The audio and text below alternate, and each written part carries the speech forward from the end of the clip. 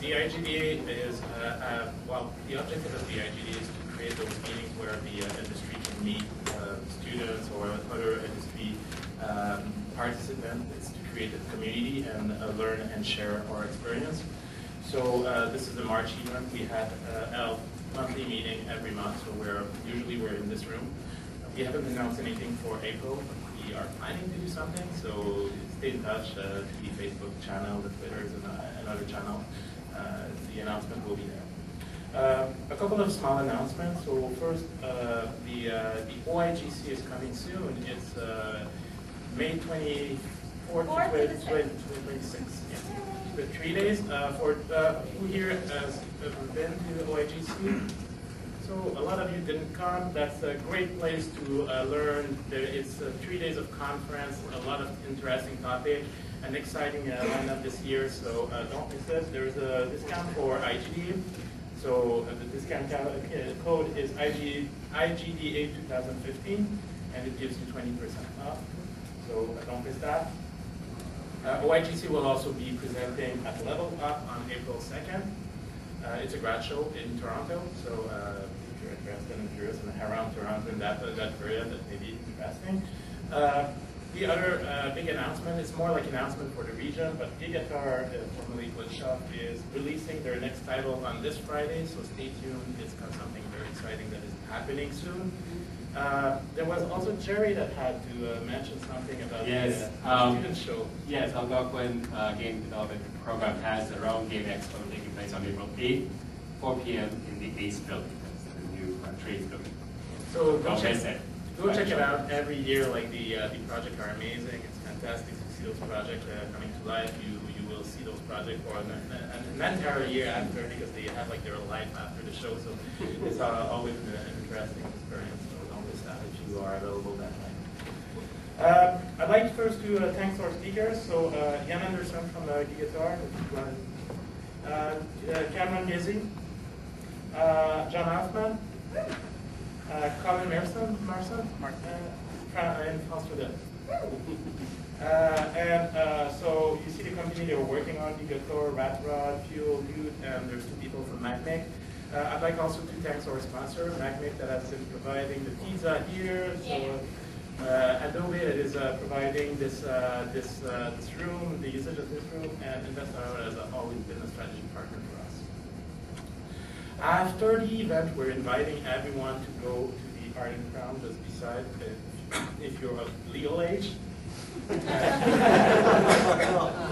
Have a beer with us is going to be fun, and it's another way to continue the discussion and have meet your industry. Please don't forget to like us on Facebook and follow us on IGDA. So now I'm leaving the stage to Jerry that will be hosting this panel. Have a good night. Great, thank you.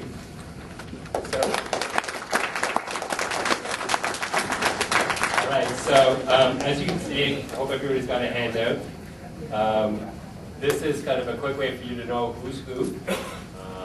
I am the professor at Algonquin College in the Game Dev program, and I reached out to these people through LinkedIn and through other connections, and was able to put together a really interesting panel from I tried to cover every studio, and I tried to get other institutions as well as far as education goes, but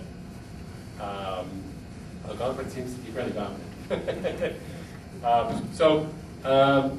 This allows you to target your questions. We're seated in the same order as the handout intentionally. So if you based on the areas of expertise these people have to offer, you can target your questions based on your interest. Just out of curiosity, how many people here are students currently attending a program here in Ottawa or elsewhere? Okay. Graduates still looking for work? Okay. How about people who have not studied formally but are still trying to break into the industry? Okay, nobody. And anybody currently working in the industry? Cool. So that's really, it's not really about you guys, but to give you an idea of who's going to be asking these questions. I'm going to start. I'm going to start with Ian, and we're going to work this way. and just basically want to know exactly how you did land your first job in the field, and if there was a particular strategy you used, or just being the right person applying at the right time. There you go. Yep. Hello, everyone. So I went to Algonquin College from 2007 to 2010, and when I graduated, I was approached by some of my professors, and they were starting a company, which ultimately didn't go anywhere, but I did get a contract with them to do some art, and using that, I managed to get another contract with the company Glitchsoft when it was in its fledgling year. And from there, I managed to, as they expanded, I joined that team and then helped sort of define what that company was and helped co-found it and bring it to what it is today. And through that, I moved up the ranks to the role of art director, and now I oversee a group of 8 artists and animators to, help establish the look and style of games and maintain consistency. Hey everyone, I'm Cameron. I work at Ratrod. I graduated Algonquin College last year, so I'm fairly new. I was basically just like a graduate last year, and I spent months preparing for applications. I was like revamping my resume. I was creating a professional looking portfolio. I was doing all sorts of things, and I ended up just sending an application to Ratrod, and me and several students did actually, and I ended up just getting hired. So I guess it was just one of those things of being in the right position at the right time. But Yeah, and having the right stuff. yeah, oh yeah. I graduated in 2011, and funny enough, I found the job that I first started at posted on Gazey. There's a bit of a story behind that where I saw the job and I didn't believe it, and I went to the actual company website. So this was for fuel industries, fuel use now, and went to their actual website, and their website had no mention of this job. So this was shortly after I graduated, and I'm like, some jackass, some jerk from my class is totally posting a gag position, right? And I'm like, okay, I'm gonna apply, and I'll take this bullet. And I hear back the next day, and they're like, yeah, we want you to come in to interview. Oh God. Okay, so I'm like, great, I'll come in. The next day I go in, I put on my Sunday best, and I walk in, and I'm like, I'm gonna show up, and the receptionist is gonna be like, you're who or what? So I get there, and I'm like, hi, I'm John, I'm here for an interview, and Colby Ralph, she's there, and she greets me. She's like, yeah, just come this way, and I sit down, and sure enough, there's actually an interview going on, and I'm still processing this information. So I interview, and it goes, yeah. I interview, it goes over fairly well, and then the next day they're like, yeah, we want you to meet with the CTO. I'm like, okay, so I come in the next day, right? This is Monday to Thursday now. I come in the next day, and he's like, I'm gonna ask you a couple more questions. And he asked me, a couple of fairly technical questions, all of which I've worked. And I'm like, well, there goes that shot. All right. And at the end of it, he's like, I like that you tried on everything. And then Friday, I get the official offer. Would you start next Monday? I'm like, well, okay then. So that's my story about how I got into it. Hey everybody, I'm Colin. We were finishing up third year at Algonquin in 2010 as well as Ian. I was working at the tech store at Algonquin. I think it's still there, new technology store. And I was a sales associate, but I was also doing some flyer work for them, so some graphic design stuff, because I'd been playing in Photoshop for a couple of years, and they saw, hey, we can get cheap flyers made by somebody who already works here. So I said, sure. And then when I applied for the internship at Magmic, along with a bunch of other people that year, my skill set stood out because I had all this program experience from being at Algonquin, as well as some graphic design stuff that I'd been doing on the side with this company. So they had hired me actually specifically to do BlackBerry themes when that was still a thing. So that's kind of a mix of code and graphics. So it was, I was the only person in the people who had applied who sort of fit that niche. So that's how I got in. It just happened to be that I had that one extra skill that maybe stand out from the other people. I wasn't the only person who got. There were 8 people who got hired for that internship, but that's what set me apart in that situation. Hi everyone. For me, I actually came into the industry actually with an e-book publisher that specialized in interactive e-books. And in some way, it is a bit of a game, gamification of a product. And I was an animating illustrator, and at that point, I had just finished 3D animation at FSD, BA at Ottawa U, and general arts with communications, and then interactive multimedia at Algonquin. So Carlton is next, apparently. And then I was working for them for a while, which was really good. And then I got in through networking, actually, because I hadn't heard of the company. It was a small startup affair. And then I had a friend a couple of months after at Magmic who said, they're hiring, you should apply. And my answer was, no. I've been applying for 8 years. They don't want me. And then he's like, try. I'm like, okay. And then I'd get a phone call the day after. I'm like, oh, okay, I'll try this. And eventually got in as a junior. Great. So now it's up to you guys. Like, you've got a little background on people. You know how they started. You can ask questions. You can generalize it to the whole panel, or you can choose specific panelists and target your questions. So, any questions? Your first day of work. In general? Just how was your first experience, your first day of work? All right. My first day of work was a little nerve-wracking. Like when Glitchsoft was founded and started, it was in a bullpen with maybe half a dozen other companies all around it. So coming right from Algonquin, things are a little more casual, and it goes right into a very business environment where everybody's working hard, and you pick up on that pretty quick. And being around other people at work, ridiculous hours, and trying to get companies off the ground, that wears off on you. And yeah, I was very nervous the first day, but picked up on what was going on pretty quickly. And you can slip right in there and learn the business a little bit.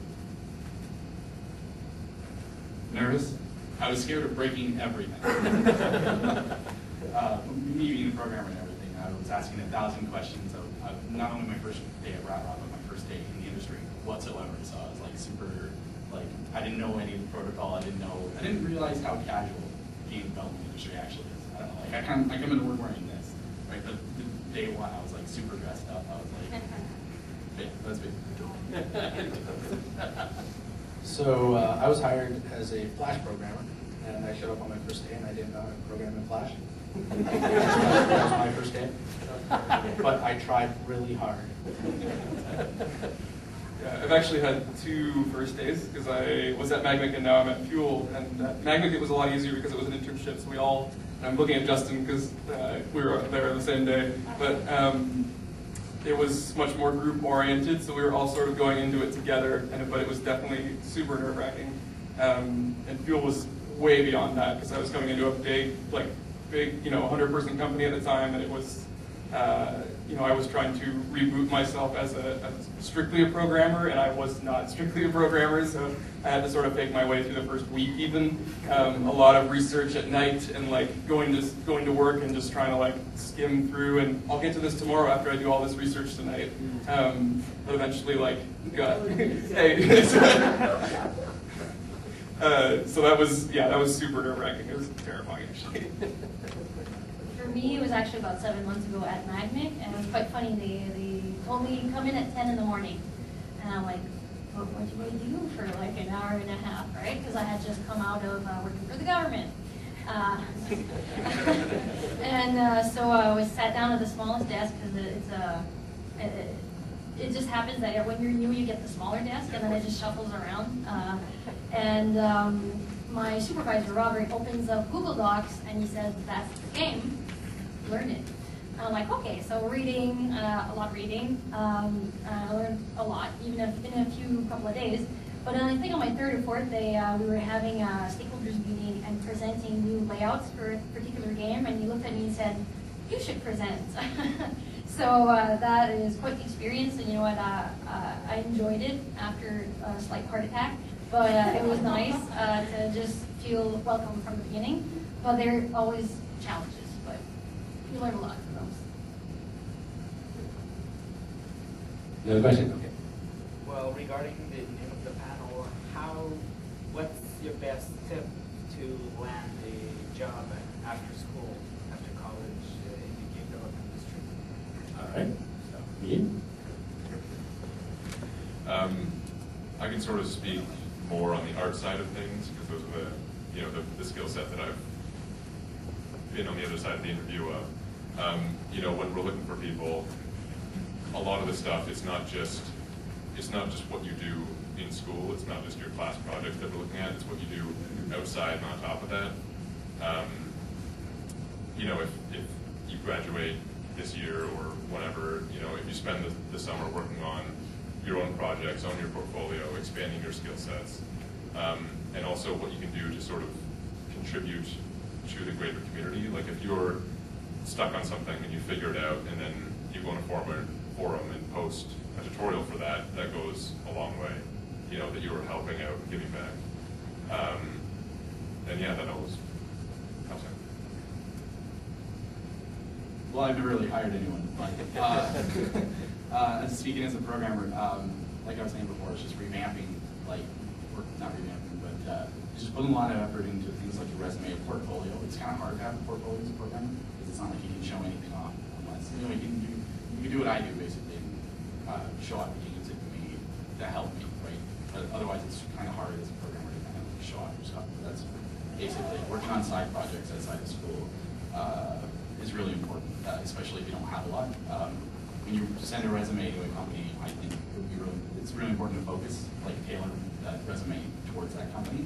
But if you don't find that, if you do that and your resume is really empty, your portfolio is really empty, you really got to work on those projects and have something to show off. Make friends. Straight up. The best way, in fact, the majority of applications that I've seen have been through people that have known a person or known a person that knows a person, right? So it can be a bit tough, right? But get out there, meet people, convince them to like you, right? Enough that they will take your resume, not look at it, and hand it to the next guy in line so that he'll look at it and then give you a call. I guess I'll speak from the project management side of things, which can be really hard to break into just because it's hard to, convince somebody that you can manage a budget with no experience and that kind of thing. So it's important to find your niche that isn't project management. Go into that niche and just demonstrate your leadership skills in every possible way that you can. Lead even the smallest number of people, help your peers to, develop their skills and maximize their potential so that, you're showing that you can lead a team and people will respect your opinion on things, even when you have less experience than the people who are otherwise involved on projects. So that's those, working on your personal skills and your interpersonal skills, really important in that case, and important for anywhere in the industry. If you can't interact with other people, then you're going to have a nightmare of a time working in the industry for sure. So, things like charisma and just being able to small talk with people, even just to build that relationship with them so that when they ask you to do something or you ask them to do something later, they have your respect and you have theirs. So they can go a really long way. Colin's right. I don't want no awkward programmers on my team. Sorry, guys. Well. Well, for me, it's like a combination of everything, and also patience in a sense, because sometimes you just have to look out and be the right person at the right time, having known someone with good portfolio and whatnot. But also, written communication skills are very to your advantage, because I've heard, not that I had employed or anyone, but I've heard supervisors say we didn't employ the perfect candidate because it was riddled with grammar errors. It kind of shows the work you present them, even if it's just a curriculum or whatnot, or even a short essay or a questionnaire. If it looks half-assed, they will think, well, your work is half-assed. Sorry. So take your time to present it, and a lot of people feel the need to be super creative, especially with cover pages, and their resumes, and if your font is like handwriting and 96 big, and you know there's like 5 different other fonts, they're gonna get a headache and they're not gonna care what's written. People are people, and if it's nice looking, then you'll be having brownie points for it. So be sure to proofread and take your time. Great. Another question here? Speaking specifically to Cameron and Chris, you guys talked most about portfolio in terms of presentation. What kind of things would you say are really important for this industry to put on a portfolio? What are the things or ways you can present a portfolio that would stand out from? Like what profession, like artist, like programmer? Specific like artist or animator or anything like that. Well, I mean, like as a programmer, like for myself, like I said, it's the games you work on. Right? Like you could, like I said, it's hard as a programmer to kind of show up because it's really technical stuff, and a lot of like you can make impressive things that have no visual effect on the screen, right? Like and for that reason, it's kind of difficult. But for working on side projects, like some work on side projects, it's like especially if you're on a job and you graduate, you're still on a job, it's easy. And basically showing off those games, like screenshots, but like you have a portfolio website, like just like get a technical explanation, right? Like it's I don't know about like larger studios, but with smaller studios like Ratrod, yes, there's an HR person that looks at the resumes, but in the end, it's the programmers who are looking through the stuff. Like, hey, this guy knows what he's talking about. This guy knows what he's doing. He's going to get the interview.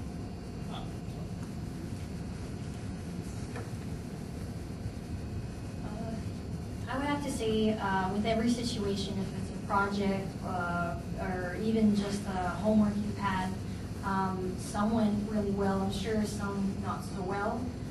Be honest, but never degrade yourself. Like there's always something you can learn from it, even if you were 3 months and it turns out complete poop or crap.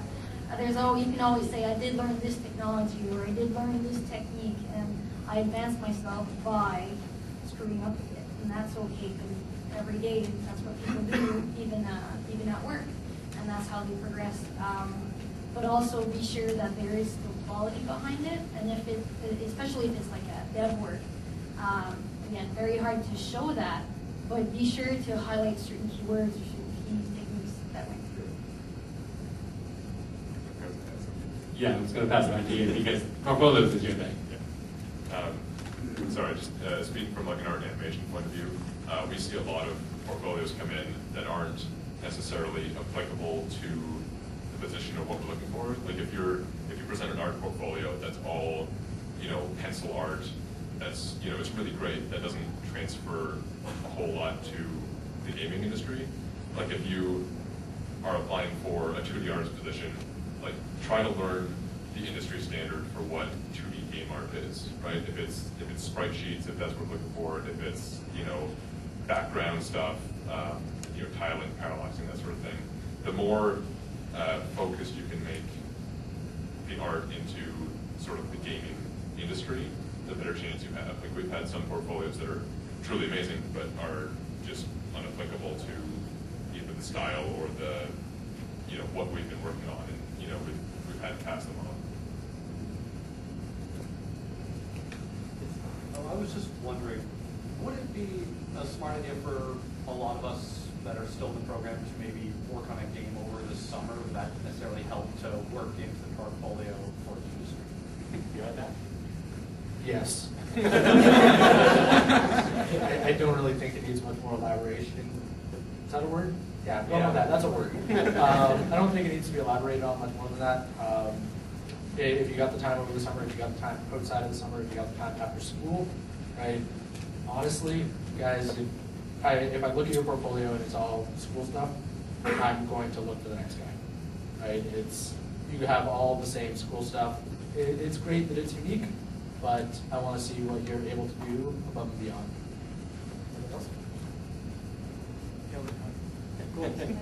Okay, I'm going to add to that.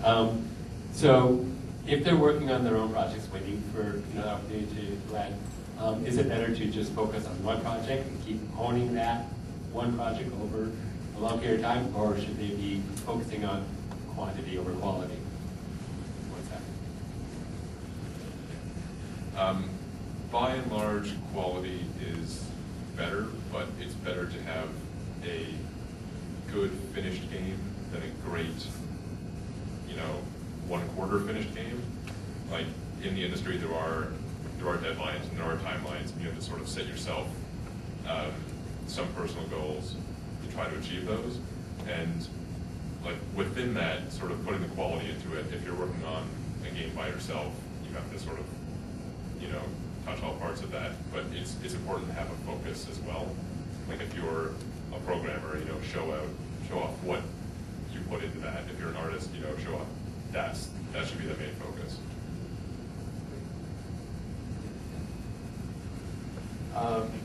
So I think you nailed it on the head there. Quality is definitely important, but at the same time, make a game, like complete it, right? That's going to go so much further than, like you said, having something 1/4 of the way finished. The thing that came to mind as you were talking was Flappy Bird, which I believe was making, I think, $50,000 a day for a while. You should be able to, you could pump out a Flappy Bird in a couple weeks without a problem, right? You could pump it out, stick it on the App Store, and that shows me that you figured out how to get an app there. I think I have a couple things from the program. When I was reapplying to Fuel Fresh after Magmic, I had to reassess my portfolio as a programmer, which is not something, you know, I did quite a bit of programming while I was at Magmic, but it was very specific. So I had to find some ways to market myself when going and applying to new places, Fuel being one of them. And I had to look at my stuff that I had done in school. I hadn't done a lot of side project stuff except while I was in school, so most of it was from then. And make sure you keep all your stuff, even if you are already landed a job. Keep all your stuff in archives from before. And one thing I did with some of our Flash projects specifically is I would try and do the whole project in a day without sleeping and see what I could accomplish that would meet the goals or the requirements of the project, but do it all in 24 hours and see if I could do it quickly, because I knew that, you know, in some cases, being able to do things effectively quickly is actually a pretty marketable skill. So I actually had a couple of those that I used in my portfolio, and they looked like garbage because they were just line art, and but they had some hook on them that made them sort of interesting, and it actually applied. When I actually started at Fuel at the time, we had new devs would have to do a project that was, you had a couple days to do a Flash game, basically from scratch, that met some certain requirements, and that was also super scary. Back to the old starting, you get dropped with this, hey, make this game and show it to us at the end, and we're going to look it over. But you know, tailoring some of your school projects towards specific skills that you think make you more marketable is a great idea. I actually took part of our third-year game dev project at Algonquin and took part of the code to build. We had been using the avatars from Xbox as part of our final project, and I made like a tool where you could position them on backgrounds and like pose them all together. So I used that as my own portfolio piece just for me, even though it was, you know, some of the code base from our project and some of the research that we used for the project I could use for a side project for myself. So you know, you can repackage existing stuff to look nice as a tech demo if you're a programmer. So like, there's a lot of different ways that you can just always be thinking about what could I show to show off. I know like it's socially not cool to show off sometimes, but you know, this is the most important time in your life to show off. So make sure that when you do show off, it looks good. Right. Question? Yeah, a bit of a follow-up question to this question. If you're, for example, when first year, and we don't really have like honed-in programming skills like professionals, but what kind of stuff we can do during the summer to it? We can't add what we do into our portfolio because it's not like a sensible level of quality to actually show off. But what can we really do during the summer too? And that works into the, I have some pre-written questions here. That works into maximizing your time in a program. So who wants to start off on that? No? This could apply to artists as much as devs or designers. I would say give yourself a timeline, give yourself a task, and finish it. Even if it's like a silly little tutorial on how to make it look like an avatar or whatnot. Do it, and then when you're done, it'll most likely, while you're doing it, follow up to something else. And it'll be a nice little creative stream, and if not, use it as part of a bigger project and start over. Like, what new technique can I learn, or what new programming language, or brushes or whatnot, and just start small if you're really lost, and it'll go a long way. So after my first year, I was in the other section. There was a group of students that, in the summer of their first year, made a game and released it on Xbox Live Arcade. It's a very good-looking game, interesting to play, a bit glitchy, but it was beyond what any of the students coming out of the first year thought we could do. And after that, I met a guy named Justin Dempsey. Right, and I'm going to quote him here, so I apologize if you have sensitive ears, because what he told me was, just make a fucking game. Right, you have no excuse. Okay, you can figure it out. I'm positive you can figure it out. Unity makes it so easy to make a game now. Right, I'm sure that at the end of the first year you can come up with something. Basically research, especially for a programmer. Google's your friend. Even if you don't, especially if you're in the first year and you're really serious about finishing your program and becoming a programmer in the industry, pretend that summer isn't your few months off. Spend a few months, whatever free time you have, not all of your free time, but just spend some free time researching things about like programming, especially if you're looking to stay in Ottawa. It's all mobile stuff, so look into the kind of platforms that the companies develop for, what languages they use, what tools they use, what like that kind of stuff. Just study. Yeah, further that point, just learn. I was in Algonquin, and it's a fairly jack of all trades thing, but I knew I wanted to be sort of on the art side of things, so I took it on all my free time to just get a copy of Photoshop and just play around with it. Try every button, figure out what it does, and become better at whatever discipline that you choose to be. There are game makers and mods, and you can do levels, all kinds of things as well. Come up with a twist that no one's thought of. Yes. You just mentioned mods. Are mods and because the multiplayer gamers have been adding bits to unique games like custom levels, how does that play into what you look for specifically to use into your higher? When you're looking at that sort of thing, is that something that really draws your attention to someone? Yeah, absolutely. Contributing to a community and building on something that's already there is directly applicable to what you would be doing in the industry. Like you're coming into a job. It's not I have my own little project to the side. You're working as part of a team. So if you can contribute and add to something that's already there, like a mod, or making new skins for something, making new content if you're a programmer, anything like that, absolutely gets you a leg up.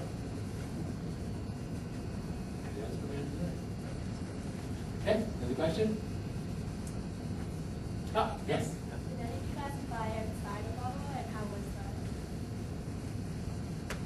that? Crickets.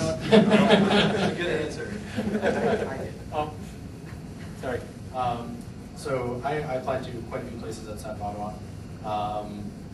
Most of the places I applied to, and this kind of sounds terrible, but I was ambitious in my applications. Right. The hardest thing, especially coming straight out of school, is you're going to see that almost every job you apply to is going to say minimum 5 years experience. That's going to be like the first thing that's there. So I applied to a lot of these places, never heard back from most of them. And in the end, I was really lucky to get the opportunity to work at Fuel, because at that point I was looking for anything to pay the bills while I continued to hunt for work. The most difficult part about looking for work outside of the city, especially coming straight out of school, is that it is very unlikely that any company you apply to is going to pay for you to move to that city. So you're going to have to be able to foot that bill. Outside of that, you're going to apply, they're going to notice that you're not in the city, so they're going to have to determine whether or not they want to go out on a limb. Okay, they're either going to interview you over Skype, which works very well, or if you really wow them, they might fly you out. Which one of the graduates that graduated the same year as me, he got flown to I think San Francisco for an interview. Extremely smart guy, blows me out of the water. So yeah, I mean, I think you should apply, right? And especially since Ottawa is such a small market. But realize that the further away that you're applying, the harder it is to get your resume, I think, above that kind of cutoff point.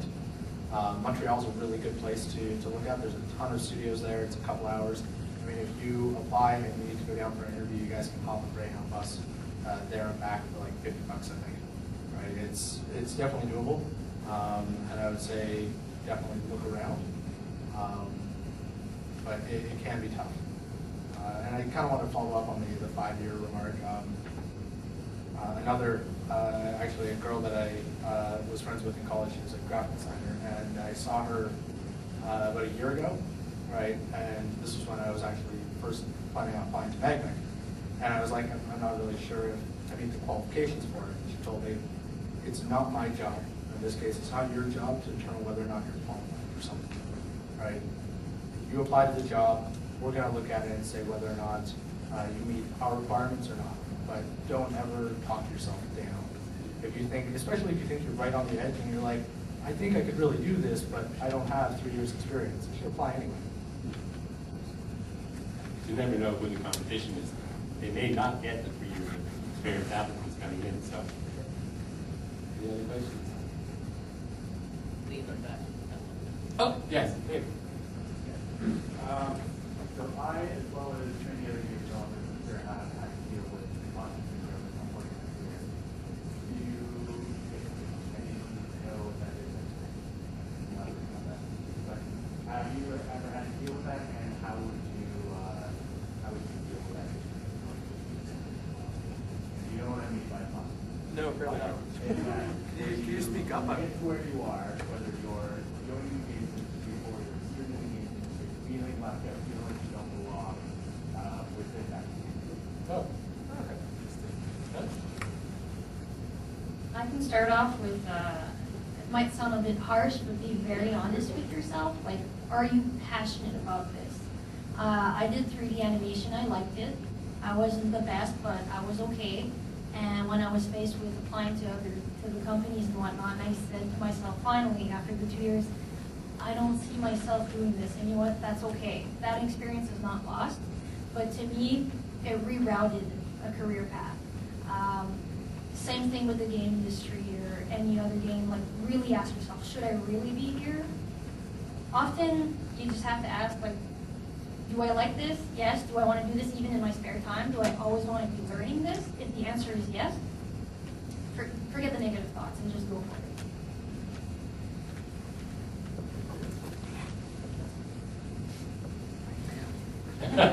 You can answer every question. I love the job. On choice. Yeah. Yeah, just to, I think you hit the nail on the head as well. Don't get down yourself about it. Like leaving Algonquin, you know, there wasn't a lot of art-related content in there. You know, I could sort of come out as a jack of all trades, and you know, when opportunity knocks, the night, I forgot to mention this at the beginning, but the night before my interview at Glitchsoft, I stayed up all the night doing like a bunch of Flash animation that I had seen, similar to what a game they were working on was, and you know, I didn't expect to get the job, but I got it anyway. And you know, if you're passionate enough about something, you know, put in the effort, and it will be noticed. Any other questions? Yes. I'm more into concept work regarding video games. Right. And I come from a very heavy industrial automotive engineering background. And I just so happen to really like drawing, spaceships, machines, cars. Okay. When it comes to your art portfolio, are you looking for like to specialize or have a general portfolio? And that's more We see a lot of portfolios for concept artist specific sort of things, but with smaller companies like IGDA or formerly Glitchsoft, the artists aren't entirely dedicated to concept. Like it's important to be. I can't speak for some of the larger companies, like Ubisoft might hire concept artists right at the gate or give contracts if they're not full-time, but for us, it's important to sort of be able to adapt to what's necessary. Because if we're in, you know, a 8-month, 12-month project, there's not going to be 12 months of concept art required, right? Like we, our concept artists, our 2D artists, were trained on sort of proprietary tools, so they switch into sort of lighting levels at some point, concept art or marketing art and that sort of stuff, backgrounds. It's important to be somewhat cross-disciplinary, but also very video game focused, at least when it comes to a smaller company like ours. Yeah, so I feel we have a bunch of different, we sort of categorize our artists in 2 ways. We have illustrators and designers. So illustrators being people who are genuinely just drawing from scratch, designers being more layout focused. And people definitely have their own niche. We have people who are specifically better at creative approaches to illustration, and people who are better at just executing and doing production of illustrations. It's like, this is your comp of that, and you're going to just draw that in the way that we need it to, or make this slight change to something. But everybody seems to do everything, and you don't really get to choose in a lot of cases, though we do try and tailor the work to the person's specialty. So I think it's important, like you said, to be sort of cross-disciplinary so that you're flexible and you're more, from my perspective, a more usable resource in the company, rather than being only specific to 2 hour or a half a day of work on every project. You can be more applicable to that whole project's life cycle. But I do like to choose people based on the task that's at hand. So it's important to be upfront about what you are good at, but still be flexible in what you can do, potentially. Any other questions? Yes. Just from a student perspective, what's your view of the value of networking events? Are there any key events you probably recommend attending?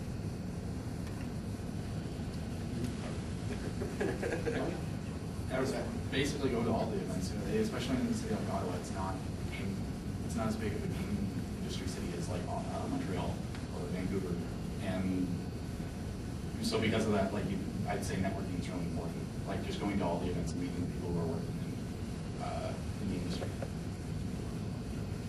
Sorry. Yeah, it's like we said before, it's who you know to some extent.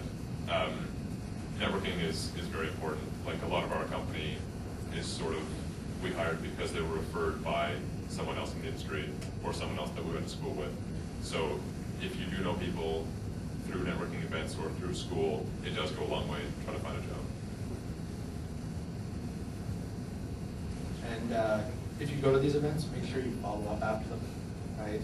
If you go and shake hands with somebody from company A, B, C, whatever, right? They're probably not going to remember you the next day. It's not because you didn't make a good impression necessarily, right? It's that besides you, there was probably another 20 other people that they just met. So a couple days later, drop them online on LinkedIn, be like, hey, we met at this thing. I really enjoyed talking to you about this. Thanks for offering some advice, whatever, right? And it kind of gives them a reason to accept your LinkedIn request, right? I hate it when somebody drops me a LinkedIn request and I don't know. I hate it. Okay, if I don't know you, I don't want you on my professional network, right? I don't want to vouch for you. So meet me, shake my hand, talk to me for 5 minutes, send me a message to say, I shook your hand once.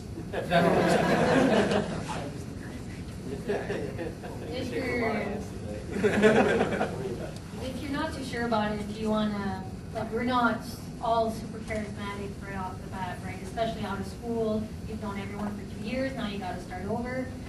Baby steps, go to a game jam, even if it's just with one friend or whatnot, or even start your own game jam, advertise it on TV or whatnot. And then that is a step more than just staying at home and saying, I don't know anyone, I can't do anything. I have a terrible secret. I have never been to a game jam. I've been to one.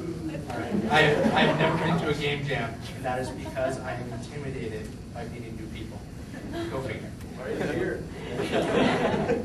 So on that note, students, participate in game jams. Oh my God. And they're so good. Algonquin, they're hosted at Carleton, all over the places. Also, IGDA, we during the winter months, we have monthly gatherings right here. So, friend us on Facebook, follow us, show up. Even if you're not interested in the topic, we meet afterwards at the Heart and Crown and, just shoot the breeze and get to know each other a little bit. Dirty Rectangles had a meetup just last week. If you're into the indie scene, they're very strong that way. YGC, definitely go to YGC. It's right here in Ottawa. No reason not to attend. So, and there's more events all the time. So, Ottawa Unity. And the Ottawa Unity User Group. This guy knows what's up. And I keep seeing things, pop up here and there. So if there's, and the more people we meet, the more of these, groups you'll get to know. Any more questions? Yes. Another question for Steve. As a founder or a co-founder of, Glitchsoft now, do you have any sort of pointers for where to go if you wanted to start your company? What to do as a small group of students, maybe right out of university or in university, want to start a company? What to focus on? There's a lot of channels open these days for newer people. Like if you want to get on the App Store, I think you need like $100 license or something like that. Like you can put a game up there, Xbox Live. I'm not sure how it is in the Xbox One, but in our day, it was, you could get a developer license and put something up there. You are able to do things yourself. In our case, we got funding by investors, and we managed to, develop a company out of that. That is one route, but you do have to go with a fairly strong portfolio and skill set to get that. But there's nothing stopping you from, getting something on the App Store, and just, that counts as a shit product if you're going somewhere else with that. And someone's like, 3 to 5 years experience or 5 shit products. If you grab a group of friends and make something and just put it on the App Store, and even if it gets buried instantly, that counts towards something. Especially now, if you guys are using Unity 5. Oh my God! Like if you guys like the new monetization strategy, that's something like now, all the pro features are in, and you can sell your game and it won't cost anything unless you make $100,000 profit, and then all you have to do is pay the one-time fee. So that's an incredible opportunity, especially in relation to what you're using, pay $100, and you can use Unity if you use Unity, and you can sell a game. I don't work for you. Okay. It's a new avenue. The Unreal is also, so that's a trend that's happening. It's real. It's also an opportunity. So, any more questions? Running out? Okay, I have them. So, for the panel, what was the biggest adjustment you had to make going from school to work? Single biggest adjustment you had to make in your lifestyle, your work habits, or both? Yes, sir? My sleep schedule. Can you elaborate on that? No, basically just not working 9 to 5 ever, and then I had to. Okay. Yeah, to further that point, like in Algonquin, we'd work from whenever class ended all the way through the night to whenever class started. And, adjusting out of that into a sort of more professional sense, and, you might have a 9 a.m. meeting that you have to get to, so getting on a proper schedule is important. Regular state. Well, I don't know if it was, I don't know if it counts as like a big adjustment, but realizing the amount that I didn't know. Like I honestly came out of school, third year, got a job a month later, and found out that the past 3 years of school had given me about 10% of the knowledge required to do my job. I learned so much over the first year, and I continue to learn to this day. I think honestly, school is more about teaching you how to learn. So it's creating the foundation for you to be flexible in the job situation to absorb all the skills that are actually necessary for that job. I guarantee you nobody's gone into a job and been like, I know everything about what I need to know for this specific situation. You have to be flexible, and you have to be able to learn. And actually Algonquin, because of its, the wide variety of things you learn there, it makes you actually at least somewhat prepared for all those things. So you can contribute to conversations right from the get-go, and you can not feel totally at a loss. So it's nice in that sense. You just have to remember that when you do walk in there, it's going to be new, and you're going to have to be able to be flexible and learn. And like I said, spend every night trying to catch up every day. Sometimes it might not happen overnight, which is actually often. There is a limbo period that I call it, where sometimes you have to bite the bullet in a sense and get that crappy little part-time job because you need to pay the bills. You need to be able to buy food and just keep your apartment and whatnot. And during that time, you can't forget what you like and what you love, and you have to keep working at it. It is so easy to say, oh, I'm going to start that game, like next week. And there it goes 3 months, and you've got nothing to show for it, and you're not liking that part-time job any more than when you started. To keep a schedule of your own goals while having to wait for your career to start is can be a make or breaker. So be wary of that. All right, last chance for questions. Any more questions or? Yes, Matt.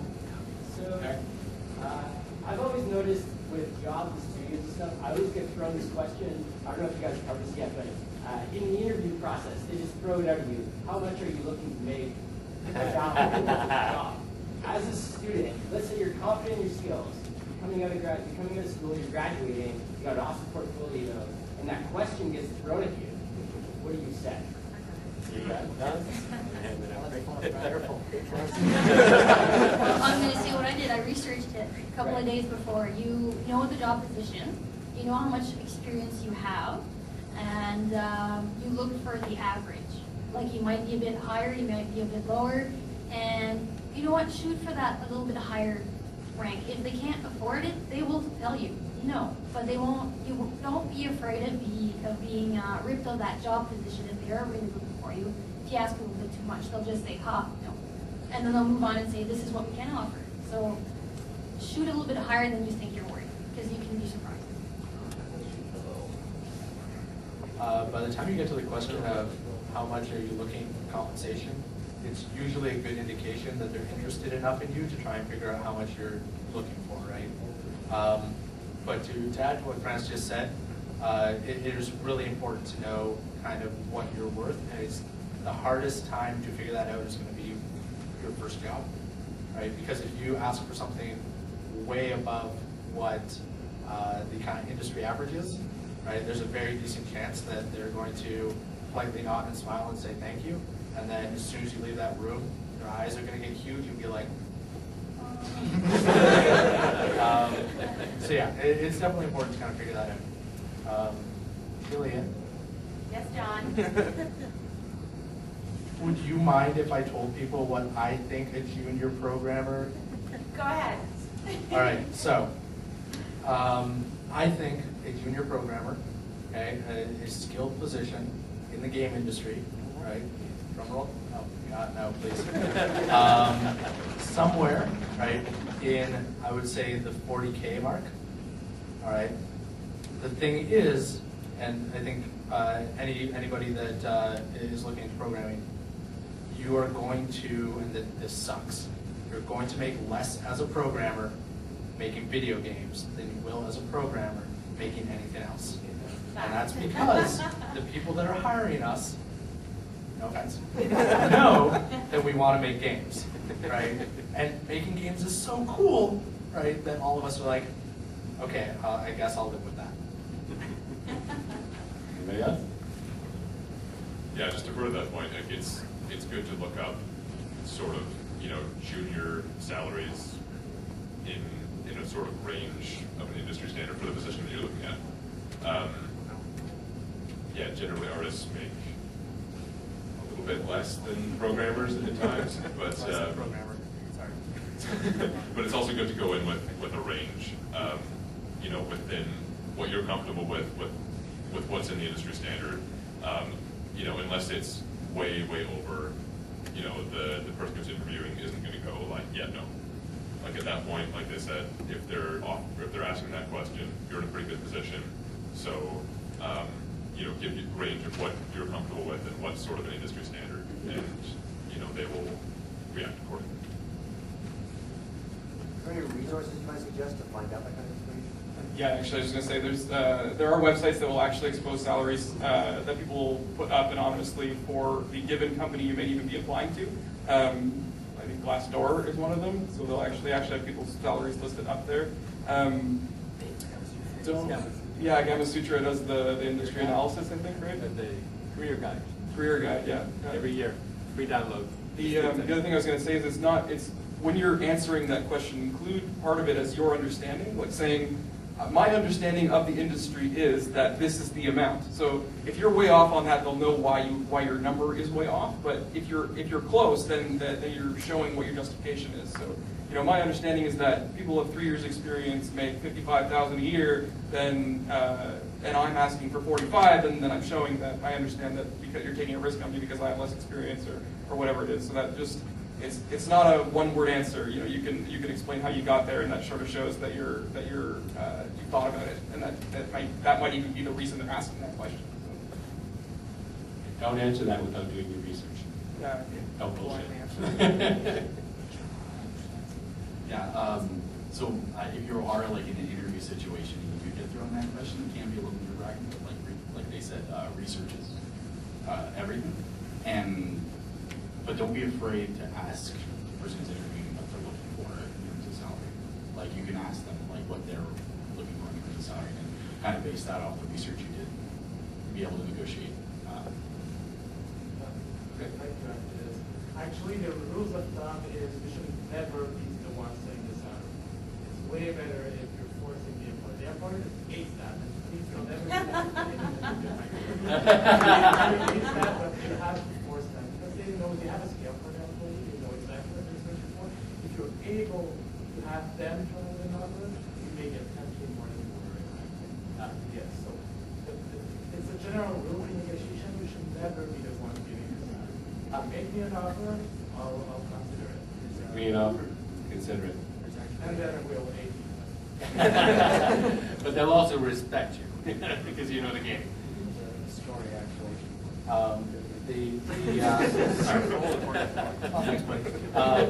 So I've heard this once. I don't know if it's true because I haven't tried it yet. All right, but I've heard that I know terrible advice. I've heard that the first person to talk, right, the first person to basically, you know, this is what I'm looking for. You say they ask you what they're looking for, you give them a number back, right? They're gonna sit there, right, and they're gonna think about it. The first person to break that silence, rumor is they're the ones that are gonna cave. So if you're the one that, if you say, you know, oh man, I want 40,000, and they just sit there quiet, you're like, 38? 32. Oh God, please 30. All right, I think that's all the time we have. It's coming to 10 o'clock. I want to thank our panelists for taking the time to be here tonight and to share their knowledge with us.